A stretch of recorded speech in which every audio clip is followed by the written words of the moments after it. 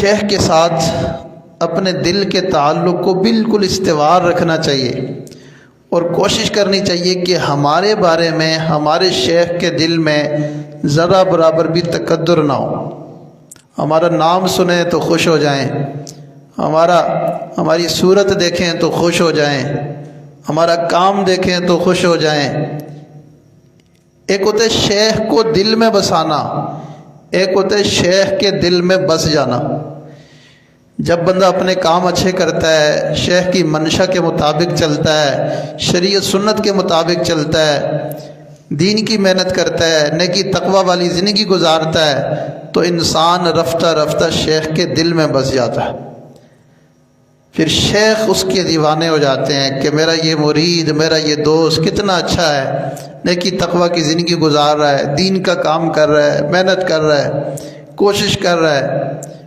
تو شیخ کے دل میں جب کسی سالک کی اس طرح کی محبت آ جاتی ہے تو پھر اس کے اوپر فیض کے دروازے کھل جاتے ہیں۔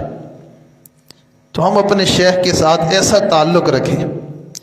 زیادہ خدمت نہیں کر سکتے کوئی بات نہیں، لیکن شیخ کے دل کو متقدر نہیں ہونے دینا چاہیے، شیخ کے دل میں میل نہیں آنا چاہیے ہمارے بارے۔ اور بعض دفعہ دوسرے لوگ بھی شیخ کو ہمارے بارے میں، کسی کے بارے میں بدظن کر سکتے ہیں، لیکن یہ اللہ کا شکر ہے کہ ہمارے مشائخ کسی کے بدگمان کرنے سے کسی کے بارے میں بدگمان نہیں ہوتے۔ میں نے حضرت جی دامت برکاتہم کو دیکھا ہے کہ بہت سارے لوگ عجیب عجیب انداز سے آ کر کسی کی بات کرتے ہیں، فلانا ایسا، فلانا ایسا، فلانا یہ، فلانا۔ اگلے وقت میں وہ صاحب ملنے آتے ہیں تو حضرت اس کو بھی سینے سے لگاتے ہیں، ایسے لگتا ہے کہ حضرت نے اس کے بارے میں کوئی بات سنی نہیں۔ جب تک خود ان کو تحقیق نہ ہو، اپنی آنکھوں سے نہ دیکھیں، ہمارے مشائخ کسی کے بارے میں بدظن نہیں ہوتے۔ یہ اللہ کا شکر ہے، اللہ تعالیٰ نے ہمارے مشائخ کو یہ فراست عطا فرمائی۔ ایک سالک کو کسی نے کہا کہ فلانا بندہ نا حضرت کو تمہارے بارے میں ایسی ایسی باتیں کر رہا تھا اور حضرت کو تمہارے بارے میں بدظن کر رہا تھا۔ اس نے کہا یار میرے شیخ میرے باطن کو بھی جانتے ہیں، میرے شیخ کسی کی باتیں سن کر میرے بارے میں بدظن ہو ہی نہیں سکتے۔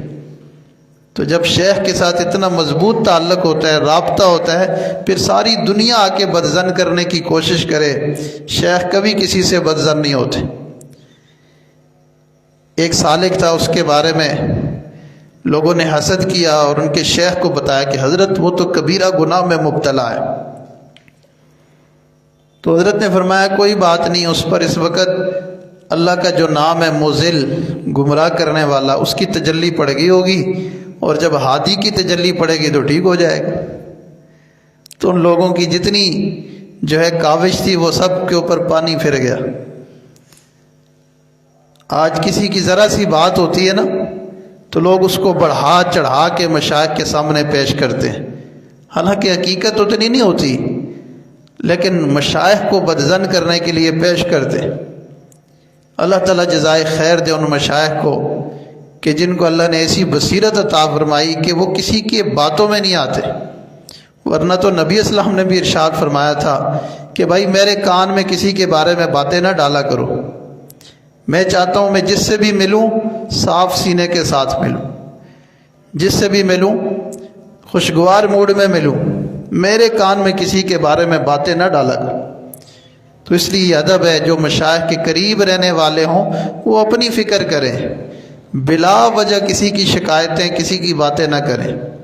ہاں اگر کسی سے خانقاہ کو، ادارے کو نقصان پہنچ رہا ہے تو نقصان کی حد تک اچھے انداز میں بتائیں، لیکن حسد کو بنیاد بنا کر کسی کی باتیں نہ کریں، کسی سے جیلس ہو کر اس کی باتیں نہ کریں۔